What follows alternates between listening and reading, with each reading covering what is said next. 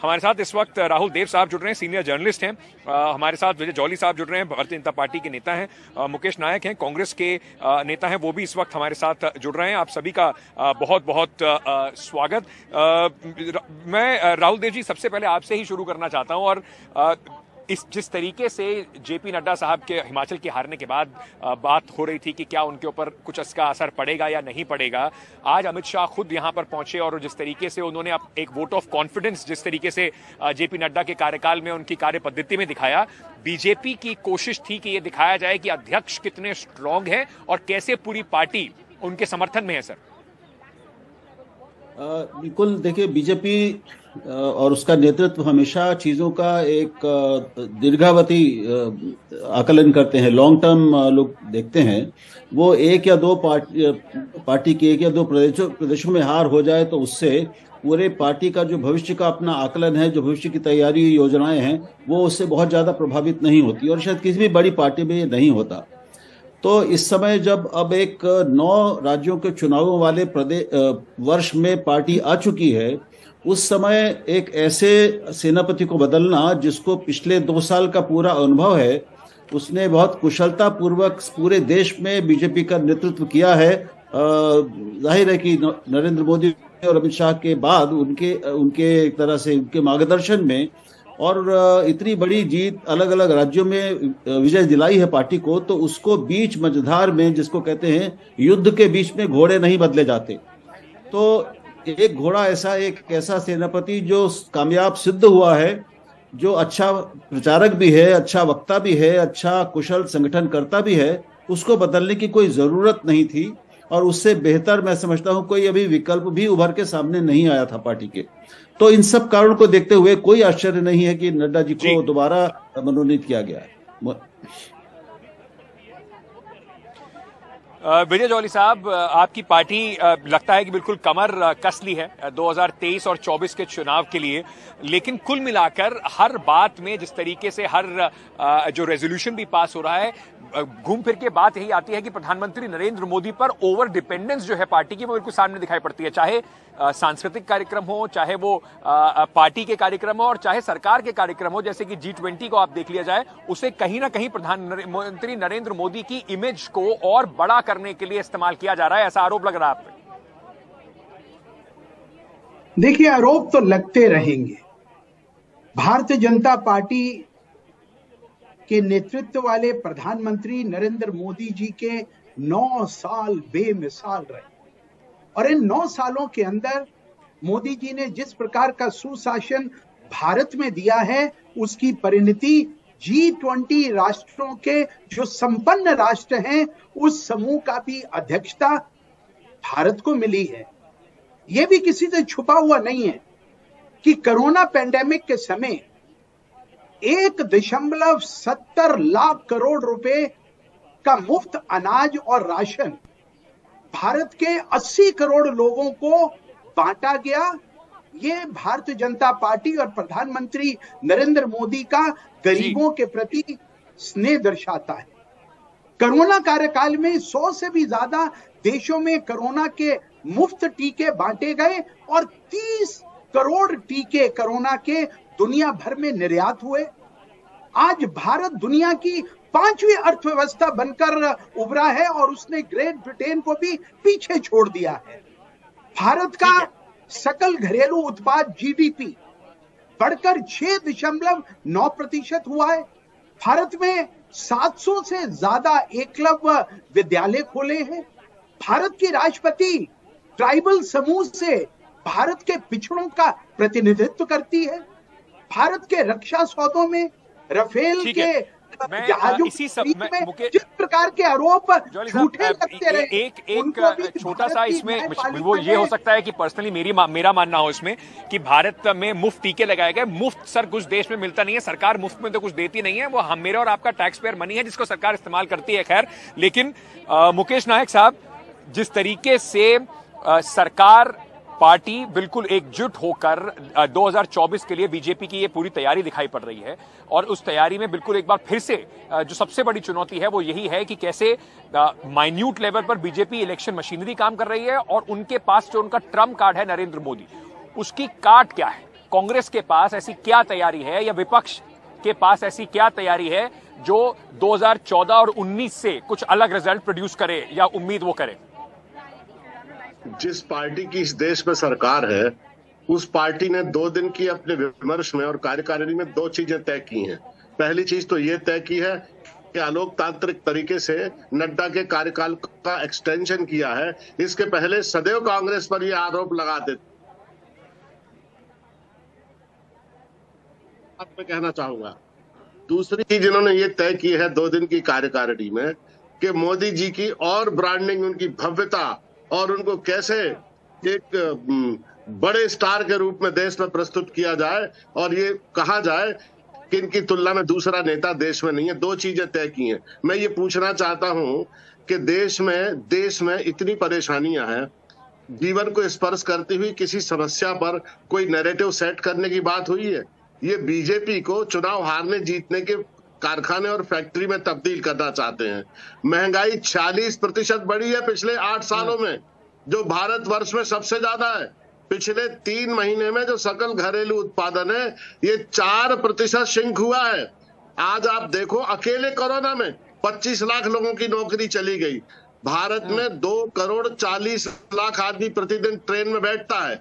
12,000 ट्रेनें हैं भारत में, लेकिन कोरोना में प्रधानमंत्री जी ने एक भी ट्रेन, जो बेचारे अप्रवासी भारतीय लोग थे जो दूसरे शहरों में पलायन करके नौकरी करने के लिए गए थे, उनको ट्रेनें उपलब्ध नहीं कराई। 3-3 हजार किलोमीटर पैदल चल के हमारे मजदूर अपने घर लौटे हैं। इनको अप्रवासियों की चिंता है, लेकिन भारत के लोग इसी पर एक सवाल उठता है और मैं राहुल देव जी के पास ये सवाल लेके जाना चाहता हूँ। राहुल देव जी, जो ये बात जो कांग्रेस के प्रवक्ता यहां पर बात कर रहे हैं, ऐसा नहीं है कि देश के अंदर मुद्दे नहीं है, लोगों को परेशानियां लेके नहीं है। एक भारत जोड़ो यात्रा चल रही है, अलग अलग पॉलिटिकल पार्टीज, ऑपोजिशन पार्टीज अपने अपने राज्यों में कुछ ना कुछ कार्यक्रम जरूर चला रही हैं, लेकिन ऐसी क्या विफलता है कि इन मुद्दों को लोगों तक या तो पहुंचाया नहीं जा पाता, या फिर लोगों को इन मुद्दों से जब वोट डालते हैं तो इतना फर्क नहीं पड़ता? क्योंकि अगर इतने इश्यूज हैं तो क्या ऑपोजिशन की जो पार्टीज हैं उनकी विफलता मानी जाए कि वो बीजेपी की मशीनरी के सामने इन मुद्दों को लोगों तक पहुंचा नहीं पाते?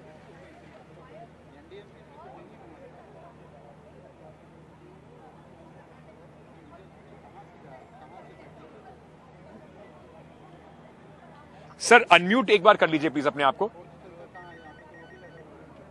देखिए, बिल्कुल आपने ठीक कहा। सबसे बड़ा कारण यह है कि विपक्ष पहले की तुलना में कमजोर भी है संख्या की दृष्टि से, और पहले की तुलना में बटा हुआ भी है।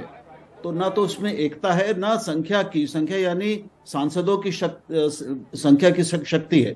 सबसे बड़ी पार्टी कांग्रेस की सीटें कितनी घट गई हैं ये किसी को बताने की जरूरत नहीं है। तो लोकसभा में विपक्ष की और कांग्रेस की ताकत घट गई है।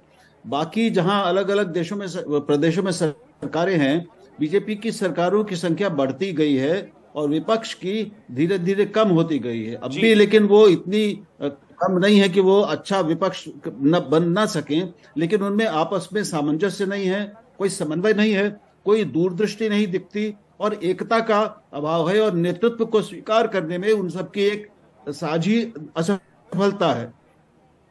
दूसरा सबसे बड़ा कारण है कि मोदी के रूप में बीजेपी को एक ऐसा व्यक्ति, एक ऐसा नेता मिला है जो अपनी पार्टी के कार्यकर्ताओं और मतदाताओं से ज्यादा बड़े व्यापक वर्ग में लोकप्रिय है। और पिछले 8 वर्षों में उन्होंने अपनी जो लीड है दूसरे विपक्षी नेताओं की तुलना में उनसे उसको लगातार बढ़ाया है, कम नहीं किया है। ये छोटी बात नहीं है। 8 साल के बाद एक एंटी इनकम्बेंसी पैदा होती है, लेकिन मोदी के मामले में हम पाते हैं कि वो नहीं है और उनकी लोकप्रियता बढ़ रही है, कम नहीं हो रही है। तो ये कई कारण है, इसका और विश्लेषण किया जा सकता है, लेकिन ये 2-3 कारण है। बात है और मैं इस पे जरा जी नायक साहब, इस पर जरा आप जरूर जवाब दीजिए कि आप लोग कुछ भी कहें, लेकिन इस बात ये जग जाहिर है कि किस तरीके से प्रधानमंत्री नरेंद्र मोदी की जो एक इमेज है और जो उनकी लोकप्रियता है वो वोटर्स के बीच में घटी नहीं है। और उसके सामने बड़ी जरूरी बात है कि राहुल गांधी लगातार पिछले कुछ दिनों से भारत जोड़ो यात्रा कर तो रहे हैं, लेकिन क्या विपक्ष को वो स्वीकार रहे हैं नेता के तौर पर जो 2024 में मोदी के खिलाफ सामने खड़े रहे? और अगर वो स्वीकार हैं तो क्या कहीं ना कहीं ये भी एडवांटेज बीजेपी नहीं हो जाता अगर ये एक कॉन्टेस्ट बन जाता है 2 पर्सनैलिटीज के बीच में, एक तरफ नरेंद्र मोदी और दूसरी तरफ राहुल गांधी? पूरे देश में सेट किया जाता है कि नरेंद्र मोदी भले ओलंपिक में हार जाते हो लेकिन उनकी आत्मा आगे दौड़ती है।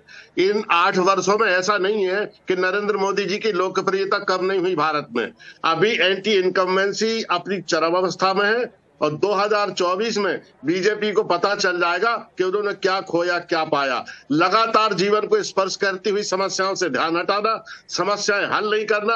आप बताइए, हम कहते हैं पेट्रोल डीजल के दाम क्यों बढ़ रहे हैं, वो कहते हैं कि हमारी सांस्कृतिक अस्मिताओं की रक्षा हमें करना है। हम कहते हैं यूरिया नहीं मिल रहा, हम कहते खाद महंगा हो गया, हम कहते गैस की टंकी जो कांग्रेस के जब आपके कहने से मान लें कि उनकी लोकप्रियता 8 साल में घटी है, पर क्या राहुल गांधी की लोकप्रियता इतनी बढ़ पाई है कि वो सामना कर सकें 1-on-1 कॉन्टेस्ट में? भाई साहब, सबसे ज्यादा जरूरी ये है कि लोगों की समस्या हल हो। कौन नेता का कद कितना बढ़ रहा है, कितना घट रहा है, उससे ज्यादा जरूरी है कि जो लोग भूखों मर रहे हैं, जिनके पास नौकरी नहीं है, जिनके पास खाने को नहीं है, जो गांव-गांव से लोग पलायन करके महानगरों में जा रहे हैं, इस पे तो बात करो। लगातार नैरेटिव को इस दिशा में फिक्स रखना जिसमें हम बढ़त ले लें, ये ठीक है क्या? जी, सरकारें काय के लिए होती हैं? विजय जौहरी साहब, वाजिब सवाल है कि कुल मिलाकर जो नैरेटिव होता है वो लोगों के मुद्दों से भटककर इस बात में हो जाता है कि देखिए G20 की लीडरशिप हो रही है, भारत के पास प्रेसिडेंटशिप आई है, ये तो रोटेशनल प्रेसिडेंटशिप है, ये हर कंट्री के पास जाती है जो G20 के सदस्य हैं, तो उसको इस तरह से पेश करना कि इसमें कुछ विशेष रूप से करा गया है, क्या कहीं ना कहीं प्रमुख मुद्दों से भटकाने की पूरी कवायद नहीं है सरकार की और बीजेपी की? देखिए, बिल्कुल नहीं है। ये कांग्रेस का नैरेटिव है, आरोप लगाओ और भाग जाओ। वंदे भारत ट्रेन स्वदेश में बनी और भारत में चल रही है। एप्पल, सैमसंग जैसे मोबाइल भारत से आज निर्यात हो रहे हैं। मोबाइल उत्पादन में भारत दूसरे नंबर पर है।